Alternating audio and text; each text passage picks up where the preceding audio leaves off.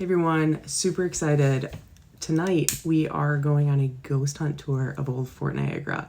This is something that I've always wanted to do and I'm really excited. If you don't know about Old Fort Niagara, it's in Youngstown, New York, Lewiston area, right on the border between New York and Niagara Falls, Canada type of area.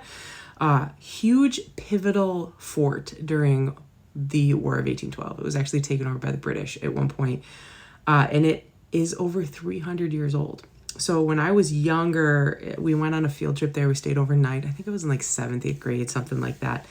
And we stayed overnight in the barracks and they told us all these ghost stories. And at that point in time, I was just starting to realize I was a sensitive, and there was a lot of stuff going on when I was a kid, and I stayed quiet because I was afraid to tell anybody that I saw anything or heard anything or felt anything. I am not a person that really sees a lot. I'm kind of one of those persons that sees it out of my periphery.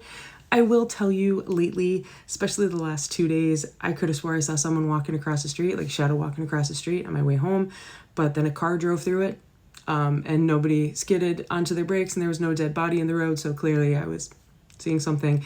And then just this morning I was driving down the road and I could have swore I saw a man standing at the edge of his driveway, just a shadow, like he was about to cross the street to get to his car. And I looked in the rear view and there was no man there.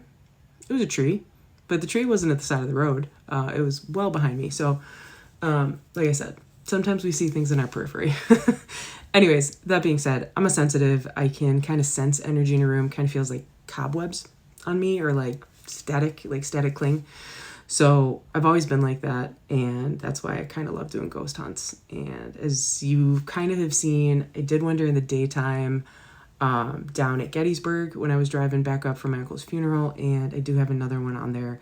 I did one around a winery last year. So that being said, Old Fort Niagara, it's coming up, so check out the clips after this one.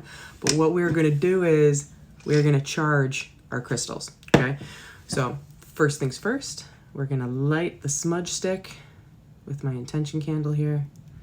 If you're interested